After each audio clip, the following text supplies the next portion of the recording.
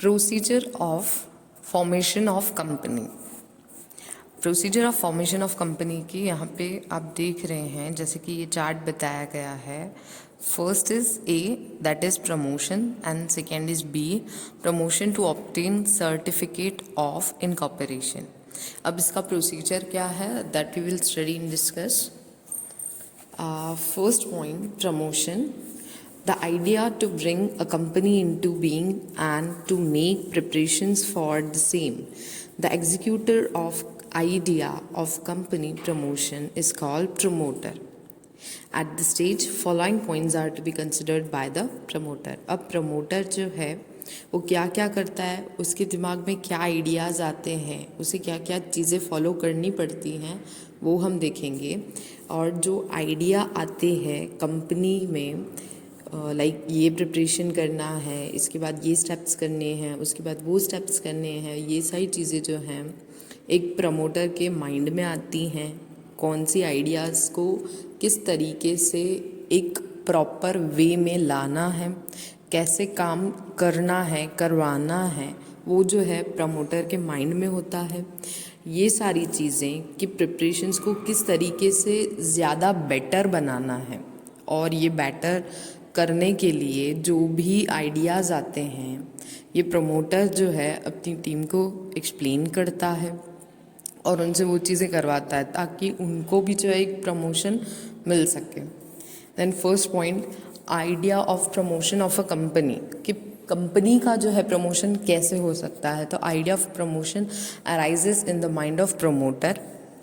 He considers to promote a company in order to implement a research or to place a new product in the market. Promotion is the brain child of promoter. अब mind में जो promoter के आता है, ideas आते हैं, उन्हें किस तरीके से इम्प्लीमेंट करना है, कौन सी प्लेस पर करना है, क्या रिसर्च करना है, कौन से प्रोडक्ट्स मार्केट में लॉन्च करने हैं, ये सारी चीज़ें जो हैं एक प्रमोटर के माइंड में रहती हैं। प्रमोशन जो है वो ब्रेन माना जाता है, जबकि प्रमोटर जो है वो चाइल्ड माना जाता है। Second point, primary and detailed investigation. After having an idea of promotion of a company, the promoter has to undertake business oriented empirical scrutiny in the direction of implementation, selection for business location, profitability are to be evaluated. अब ideas आ गए, promotion की चीज़ें बात पता पड़ी हमको। अब company को प्रमोट करने के लिए, अंडरटेक करने के लिए बिजनेस, कुछ ऐसे स्टेप्स लेने पड़ते हैं जिस डायरेक्शन में हमें इम्प्लीमेंटेशन करना पड़ता है। जो भी चीज़ें हमें करनी है उस प्रॉपर डायरेक्शन में हम लेकर जाएंगे और इम्प्लीमेंट करेंगे, ताकि बिज़नेस के लिए कौन सा लोकेशन सही रहेगा, प्रॉफिटेबिलिटी कितनी होगी, ये सारी चीज़ें जो हैं हम इवैल्यूएट कर पाएँ।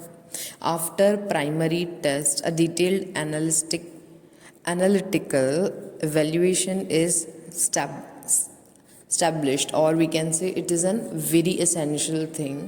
Information about capital, raw material, demands, equipments, facilities of transport etc. are to be collected. ये सारी की सारी जो इन्फॉर्मेशन है वो हम कलेक्ट कर लेते हैं कि भाई कितना कैपिटल चाहिएगा, रॉ मटेरियल क्या क्या चाहिएगा, कितना चाहिएगा, क्या डिमांड है, कौन सी इक्विपमेंट्स हमें चाहिएंगे, क्या फैसिलिटीज़ रहेंगी, सब चीज़ें जो हैं बहुत ज़्यादा मैटर करती हैं। Mobilization of resources. Promoter has to enter into contract to obtain land, raw material, machinery, services etcetera for the implementation of promotion. अब मोबिलाइजेशन ऑफ रिसोर्सेज का मतलब ये होता है जो भी रिसोर्सेज हम यूज़ करने वाले हैं उसको हम किस तरीके से अरेंज कर रहे हैं, मतलब कि हमें किन किन रॉ मटेरियल्स की ज़रूरत पड़ेगी, उसे हम कैसे ला रहे हैं, कैसे अरेंज कर रहे हैं, साथ ही साथ उन्हें कैसे इम्प्लीमेंट कर रहे हैं हमारे प्रमोशन में. Fourth, financial arrangements. It is to be considered from where and how to procure capital for procuring the equipments and assets, newly established company raises capital through shares. अब फाइनेंशियल अरेंजमेंट्स हम कैसे कर रहे हैं वो बताना चाहता है कि हम किस तरीके से अब फाइनेंशियल मतलब कि कैपिटल जो है कैसे अरेंज कर रहे हैं। तो हम कहाँ से अरेंज कर रहे हैं, कौन सी इक्विपमेंट्स ला रहे हैं, कौन से असेट्स ला रहे हैं, और न्यूली जो कंपनी इस्टेब्लिश हुई होंगी तो उसके पास कैपिटल जो है वो कहाँ से आता है, शेयर्स से। अब ये हो गया प्रमोशन। प्रमोशन के अंदर हमने 4 पॉइंट्स देख लिए कि भाई पहले तो आइडिया आता है प्रमोशन का कि कंपनी को हम कैसे प्रमोट कर सकते हैं, फिर आता है कि प्राइमरी एंड डिटेल इन्वेस्टिगेशन, क्या क्या चीज़ों की ज़रूरत रहेगी, then third mobilization of resources, कौन से रिसोर्सेज की ज़रूरत पड़ेगी, कैसे अरेंज कर रहे हैं उसका पूरा अरेंजमेंट देखेंगे, and fourth one is financial arrangements के हम फाइनली कैपिटल जो है वो कैसे अरेंज कर रहे हैं। एंड नाउ पार्ट बी हम इसका स्टार्ट करते हैं, procedure to obtaining certificate of incorporation. अब हमें सर्टिफिकेट ऑफ इनकॉर्पोरेशन जो है वो हम कैसे पा सकते हैं वो चीज़। Certificate of incorporation is to be obtained from the registrar of companies for inception of company. Following documents are to be prepared and submitted before the registrar of companies to obtain this certificate. अब certificate of incorporation जो है हम कहाँ से मिल सकता है, तो ये मिलेगा हमें रजिस्ट्रार ऑफ कंपनीज़ में से, और फिर जो भी डॉक्यूमेंट्स रहेंगे प्रिपेयर करने के वो हमें सबमिट करवाने पड़ेंगे जब हमें रजिस्टर ऑफ कंपनीज़ जो है सर्टिफिकेट दे। उस टाइम पे हमें सारे जो भी डॉक्यूमेंट्स रहेंगे वो सारे सबमिट करने पड़ेंगे, उसके बाद जो है वो हमें सर्टिफिकेट जो है इशू करके देंगे। First point, Memorandum of Association. It is a very basic document and constitution of a company of which building of a company is constructed. Provision of following clauses are compulsory in memorandum. अब Memorandum of Association का ये जो document है वो base है company structure के लिए, company के कंस्ट्रक्शन के लिए। ये जो है एक बेसिक डॉक्यूमेंट है जो चाहिए ही रहता है। First, A, name clause. A public company with the limited liability by the share has to insert the word limited, and the private company with the limited capital liabilities by the share has to insert words private limited at the end of its name. Company cannot adopt a name which is resembles that the other company reject in India or which is determinal to national interest. अब इसके अंदर कैसा है कि भाई जो भी company हैं जिनके पीछे प्राइवेट लिमिटेड वर्ड लगता है तो वो कंपनीज जो हैं वो प्राइवेट स्ट्रक्चर में डायरेक्ट चली जाती हैं। उसके बाद ये जो है पीछे मेंशन करता है कि भाई अगर उसमें लिमिटेड लगा है, प्राइवेट लिमिटेड लगा है, उससे हम जो है वेरीफाई कर सकते हैं कि ये कंपनी जो है किस टाइप की कंपनी है। सो दैट इज़ मस्ट कि इसके पीछे क्या लगा हुआ है। Address of registered office clause. Company has to mention the address of registered office so that the registrar of companies and public can correspondence with company and jurisdiction of court can be fixed. अब address of registered company का कैसा है कि भाई आप जो company है main आपकी अगर ब्रांच जो है अहमदाबाद में है और उसकी जो सब ब्रांच सूरत, वलसाड, राजकोट इन जगहों पर भी इस्टेब्लिश करते हैं, तो ये सारी जगहों पे भी देखा जाए तो आपकी कंपनी तो है, बट एक जो है मेन हेड ऑफिस जो है जहाँ की रहेगी उसी का एड्रेस जो है हमें रजिस्टर्ड ऑफिस में बताना पड़ेगा, उन्हें शो करना पड़ेगा कि ये हमारी मेन हेड ऑफिस रहेगी और ये जो है उसकी सारी ब्रांचेस रहेंगी, ताकि कोर्ट जो है जुडिशन जो है फिक्स किया जाए कि भाई अहमदाबाद। आप अगर देखोगे तो कोई भी इनवॉइस आप देखेंगे ना तो नीचे ऐसा लिखा होगा कि this is to subject with jurisdiction of this Ahmedabad है या जो भी है वहाँ की एरियाज़ का, तो उस पर्टिकुलर सिटी वगैरह का वो मेंशन किया हुआ होता है। तो उसी से जो है कोर्ट जो है वो मान सकती है, जान सकती है कि हाँ ये जो पर्टिकुलर कंपनी है यहाँ पर स्टैब्लिश्ड है। अगर कोई भी कुछ कंप्लेन करता है, कोई प्रॉब्लम होती है, तो उस कोर्ट में जो है इसका फाइल जो है रखा जाता है, और कुछ भी प्रॉब्लम होता है, कंप्लेन है, उसके लिए जो भी रेजोल्यूशंस लाए जाते हैं, तो अकॉर्डिंग टू दैट कोर्ट को मानकर और चीज़ें होती हैं। C, object clause. It is most important clause of memorandum for what objective and what type of business is conducted by the company is stated in this clause.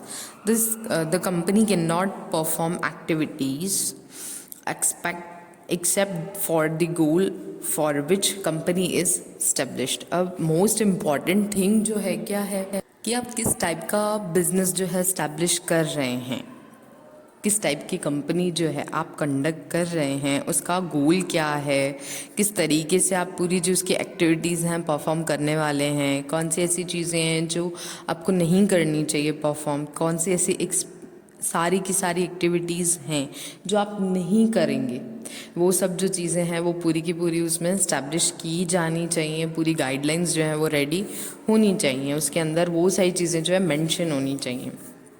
Now D, liability clause. The liability of members is limited, unlimited or limited by guarantee is indicated in this clause. अब जो भी liability है particular एक एक member की, वो जो है लिमिटेड है, अनलिमिटेड या limited by the guarantees indicated in this clause. अब जिस पोजीशन पे जो भी पर्सन आ रहा है उस पोजीशन के लिए मेंशन किया होना चाहिए कि भाई इस पोजीशन पे अगर कोई भी पर्सन इलेक्ट हो रहा है या आ रहा है उस पर, तो उसके लिए जो है ये लाइबिलिटी जो है वो अनलिमिटेड रहेगी या लिमिटेड रहेगी, वो उसके अंदर मेंशन किया होना चाहिए। तब जा कर ही तो पता पड़ेगा कि किसकी कितनी जो है लाइबिलिटीज़ हैं और कितनी लाइबिलिटीज़ कम है, लिमिटेड हैं कंपनी के अंदर। फिर चाहे वो गारंटी वाली चीज़ हो या ना हो, वो सारी चीज़ें जो हैं इंडिकेटेड पूरी क्लियर इस क्लॉज में होनी चाहिए। In the case of one person company whose name will be entered as a second person in case of death, incapability of doing contract of original person. अब इस केस में अगर one person company जो हमने already पढ़ा था last, उसके according हम देखें तो जिसका भी नेम मेंशन किया गया है वो सेकंड पर्सन माना जाएगा इस केस में, जिसकी डेथ हुई है या जो इनकैपेबल माना गया है। अगर कॉन्ट्रैक्ट के बीच में ओरिजिनल पर्सन जो है वो मर जाता है या वो इनकैपेबल जो है ऐसा मेंशन हो जाता है, डिक्लेयर हो जाता है, तो उसे सेकंड पर्सन माना जाएगा। E, capital clause. Authorised capital of company and its division among the share of fixed value is stated. Capital clause में क्या है, जो भी पीपल्स हैं जिनका भी कैपिटल जो है वो आया हुआ है, जिनका जितना शेयर है फिक्स्ड वैल्यू के अकॉर्डिंग, वो जो है पूरा मेंशन क्लियरली होना चाहिए कि भाई हाँ इसका ये इतना कैपिटल है, वो फिक्स हो गया। उसका डिवीजन कैसे होगा, क्या होगा, उसका कितना शेयर रहेगा, वो सारी चीज़ें जो है वो एकदम क्लियरली मेंशन होनी चाहिए, ताकि जब अगर इन केस कभी फ्यूचर में कंपनी इनसॉल्वेंट डिक्लेयर होती है तो पता पड़े कि किस पार्टनर को कितना, और जो पोजीशंस हैं किसको कितना कैपिटल अगर उन्होंने लगा है तो रिटर्न करना है। As association clause, minimum 7 members in a company and minimum 2 members in the private company has to given a statement with their signature stated that they desire to establish company. अब associated clause में क्या है कि अगर limited type की company है तो minimum starting जो है वो 7 मेंबर्स से होगी, और प्राइवेट कंपनी है तो मिनिमम 2 मेंबर्स से जो है कंपनी स्टैब्लिश होगी। Now the second, articles of association. It is a document determining the rules of internal administration of company. Rules for the administration of company are mentioned in articles within the boundaries of the memorandum. अब article of association में क्या है, जो भी documents हैं internal administration के, rules हैं, regulations हैं, वो सारी चीज़ें जो है मेंशन की जाएंगी कि ये आपकी मेमोरेंडम की बाउंड्रीज़ रहेंगी, इसके अंदर ही आपको वर्क करना है। जो भी चीज़ें हैं, लाइक अगर कंपनी स्टैब्लिश हुई तो उसके रूल्स एंड रेगुलेशंस वो किन चीज़ों में मानती है, किन चीज़ों में नहीं मानती है, क्या क्या उसके रूल्स रहेंगे, वो सब जो है वो मेंबर्स को फॉलो करने पड़ेंगे। तो इसीलिए ये गाइडलाइंस जो है वो रेडी की जाती हैं। It includes rights of members, share instalments, share forfeiture, power of board of directors, etc. Both the documents, memorandum and articles become public documents after the registration. अब इसके अंदर जो है दोनों चीज़ें जो है वो मेंशन की जाती है कि भाई मेमोरेंडम ऑफ एसोसिएशन है, जो आर्टिकल्स हैं उसमें जो है सारी चीज़ें मेंशन की जाती हैं। इसके अंदर भाई मेंबर जो जो हमारे रहेंगे उनके क्या क्या रूल्स रहेंगे, लाइबिलिटीज़ रहेंगी, उनके क्या राइट्स रहेंगे, और शेयर्स वाली चीज़ है तो उनकी इंस्टॉलमेंट कितनी रहेगी, किस टाइम पर शेयर्स जो है वो फॉरफीचर किए जाएंगे, वो सारी चीज़ें जो है मेंशन की जाएंगी। Third, list of directors. The list of directors who are ready for to work as a director is to be registered before registrar of companies along with their names, addresses, age, business, nationality, etc. Minimum person must be a female director in the board of companies. देखो अब जैसे कि list of directors अगर ready हुआ है तो उसमें क्या क्या आएगा कि भाई जो जो डायरेक्टर बनने के लिए जो कंपनी के डायरेक्टर्स हैं जो फाइनल हैं, उन्हें अपने नेम देने हैं, उनके एड्रेसेस देने हैं, घर के एड्रेसेस, उनकी एज क्या है, बिजनेस क्या है, उनकी नेशनैलिटी क्या है, एवरीथिंग। और बोर्ड ऑफ डायरेक्टर्स में मस्ट, इट्स कंपलसरी कि एक जो है वो फीमेल डायरेक्टर होनी चाहिए। Fourth, written consent of directors. Those persons whose names are mentioned as director have to given a concern that they are ready to work as a director. अब जो भी directors हैं उनमें से उन्हें रिटर्न में देना पड़ेगा कि भाई हाँ वो तैयार हैं एज अ डायरेक्टर कंपनी में वर्क करने के लिए। Fifth, declaration of interest in other company. If the directors of company, manager, secretary or subscriber have interest in other companies, have to file a statement regarding it. अगर future में कब ऐसा होता है कि भाई उन्हें डायरेक्टर की पोजीशन है, मैनेजर की पोजीशन है या सेक्रेटरी की पोजीशन है, सब्सक्राइबर की पोजीशन है, वो चेंज करके और उन्हें दूसरी कंपनी में जाना है तो उन्हें उसके लिए फ़ाइल जो है रखनी पड़ेगी रिगार्डिंग कि भाई हमें दूसरी कंपनी में इंटरेस्ट है ऐसा करके। The sixth, statement of fulfillment of the provision of law. The statement is prescribed form is to be registered before the registrar of companies stating that all the above legal provisions have to be fulfilled for the incorporation of company. अब इसमें ऐसा है कि जो ऊपर बताई गई बातें हैं, प्रिस्क्राइब की गई हैं, वो सारी की सारी रजिस्टर हो जानी चाहिए जब हम पूरा फाइल जो है रेडी करके और रजिस्ट्रार कंपनी के ऑफिस में ले जाएं तब तक, और ये सारे प्रोविजंस जो हैं वो फुलफ़िल हो जाने चाहिए अगर हमें एक कंपनी स्टैब्लिश करानी है तो। Necessary registration fees are to be paid along with the above documents. After the seniority of above documents, the registrar of companies record in the books of companies. If the documents are found satisfied, the registrar issue a certificate of incorporation. After completing this procedure, the date which is stated in the certificate of incorporation is considered as the date of commencement of the company. अब ये सारे documents के साथ जो भी fees रहेगी वो हमें देनी पड़ेगी। साथ ही साथ इसकी पूरी की पूरी जो है चेकिंग होगी। अगर ऐसा लगता है जो रजिस्ट्रार है कि भाई ये सारे डॉक्यूमेंट्स जो हैं वो पूरे कंप्लीट हैं, फुलफ़िल हो जाती हैं उसकी सारी रिक्वायरमेंट्स और ये सेटिस्फाई हो जाता है सब कुछ, तब जाके जो है रजिस्ट्रार सर्टिफिकेट ऑफ इनकॉर्पोरेशन जो है वो इशू कर देता है। और ये इशू हो जाने के बाद उसमें डेट ऑफ कमेंसमेंट आ जाती है कि हाँ आप तब अब से जो है कंपनी जो है आपकी रजिस्टर हुई और आप अब जाकर जो है अपना सेटअप जो है कंपनी का स्टार्ट कर सकते हैं.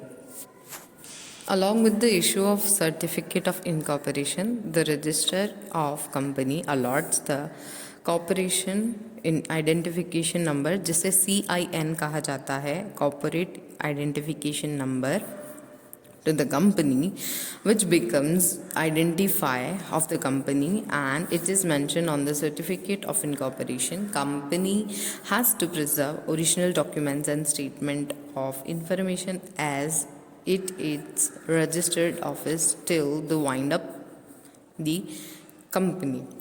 अब along with the issue of register of incorporation, ये जैसे हमें मिलता है ना रजिस्टर इशू होता है हमारा सर्टिफिकेट, साथ ही साथ हमें एक CIN नंबर दिया जाता है कंपनी का, ताकि वो जो नंबर है ना उससे आइडेंटिफाई किया जा सकता है इजीली कि हाँ ये कंपनी जो है इस्टेब्लिश हुई है यहाँ पे पर्टिकुलर इस डेट को इस नंबर से, एवरीथिंग जो है वो मेंशन हो जाता है. वो एक यूनिक ID नंबर हम जैसे बोलते हैं ना, बस ये CIN जो है वो सेम टू सेम वैसा ही होता है.